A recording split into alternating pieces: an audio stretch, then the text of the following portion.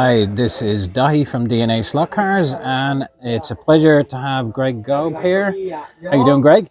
Doing well. Yeah, awesome. So I'm going to do just a quick chat, and Greg's going to showcase his G&S Tire Grinder. Can you tell us a little bit about it, Greg? Well, this was inspired by Dennis Sampson. He made a machine in his garage that was a rotating drum sanding machine that could hold a pressed-on axle from like a Scalextric or a Carrera or SCX, that kind of car. So his design was slightly different, but it inspired me to do something similar. So then I started designing it and credited him for the inspiration that he gave me. Cool. Do you want to talk us through it? Sure. So we got one motor that powers the sanding spindle, and then through a couple of pulleys and an idler pulley, it also powers the axle that you're that has the wheels that you're truing. Yeah, excellent. And so you can control the distance to the sanding spindle with this knob. And it has a spring so that you can quickly hit the tires to the sanding spindle, but then back them off to allow them to cool down so you don't overheat the rubber and ruin the tires. The spindle is easily removable, so you can swap it out with different grit drums. I include 3D printed pulleys, split pulleys for both 3/32 and 3mm axles. Awesome. And spares of those, because it's plastic, sometimes that breaks, and spare arms for the axle bracket because it's plastic and that can wear down, and a spare, other spares in there.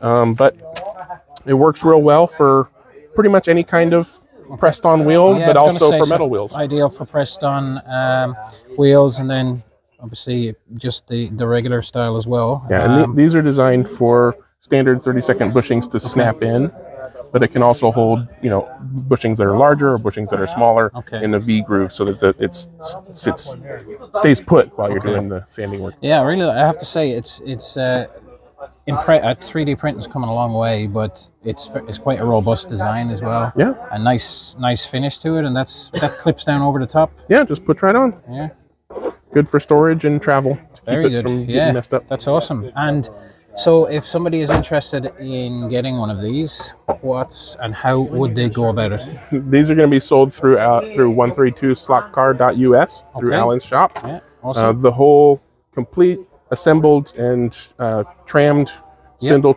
machine with spares and a cover for $199. Yeah, that's a good price. And then I also will sell kits directly. Okay, awesome.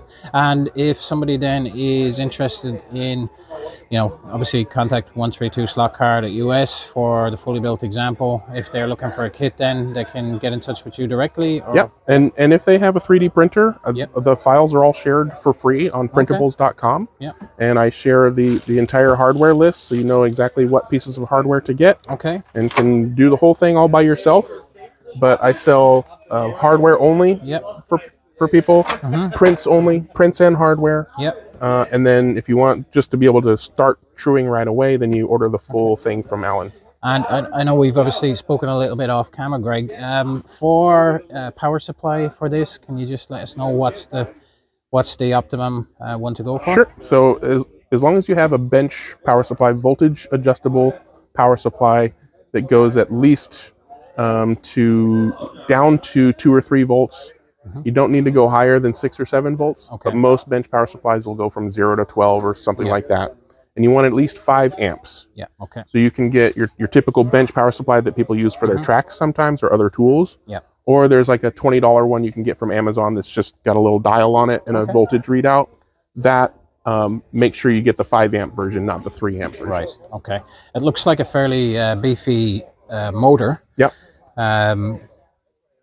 It is a high RPM motor, 22K at 12 volts. That's why you want to run it down at 3 and 4 volts.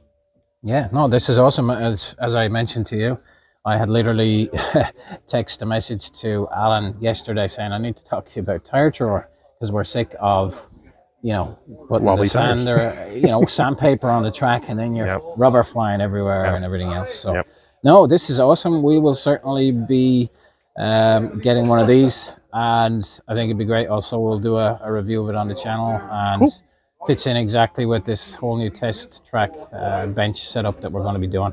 Cool. So awesome. Yeah, great to see you again, Greg. Yep. And thank you very much for talking us through that. I think it looks awesome. I'm very impressed with the build. Thank you. Build quality. Yeah, it's. I think the market needs it. So as always, folks, thanks for tuning in. Don't forget to like and subscribe. Cheers.